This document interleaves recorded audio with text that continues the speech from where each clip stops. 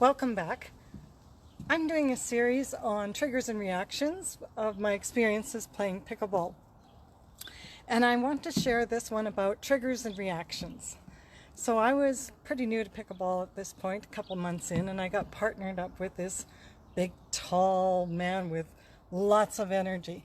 He was about 6'3" and I'm about 5 foot. And he kept making these comments to me, like poking at me, like, did you forget your blueberries and stuff like that? And you know, when you're new at a sport, your confidence isn't quite there. And so I went to play the ball and it landed on the line that was near out. And he shouted at me and he said, "You're supposed to call it out." So I was triggered. And triggers come from our childhood. And what triggered in me, I have 3 older brothers, 3 years apart. And we used to wrestle on the haystack. Well, they used to wrestle. And one of my brothers would take, as brothers do, he would take and push me down. And I would stand up and he'd push me down, I'd stand up. And finally I'd be crying. I said, "My legs hurt, don't push me down anymore, okay?" And he'd say, "Okay." And I'd stand up and he'd push me down. So from that I learned to really, you have to stand up for yourself. So I went to play the ball and it landed on the line where it was almost out and he shouted at me, "You're supposed to call it out." And so triggered. What do? I have 3 choices.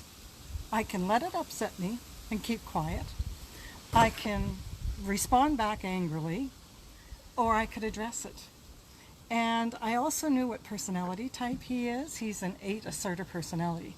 So they are strong and dominant. If they're undeveloped, they say these things in order to gain dominance and control or take their partner off their game or whatever. It's just a natural reaction. It's a pattern they've had all their life.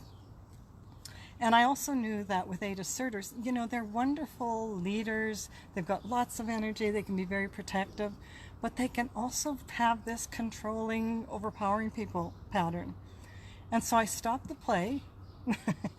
And I turned and looked at him straight in the eyes and I said, "Well, I've just taken a clinic and they told me always play the ball and it's your job as my partner to call it out." Well, he kind of was taken aback because he wasn't used to people responding back or challenging him. And I also knew that I needed to do it in a respectful way. You don't want to poke the bear with strong personalities. And so the play went on, and I also made another decision. I could continue to harbor and by my attitude be upset with him, or I could decide to let it go. I'd made my point, and I started, sort of making fun comments back and forth. And you know what? We have a good relationship now. I got past my trigger. I handled it well for myself. I didn't overreact. And so this is what learning personalities can do for you. When you know the personality and you know your own, you also can respond properly. So follow along. I'm going to be giving lots of relationship tips. My name is Eileen Head, the Relationship Whisperer.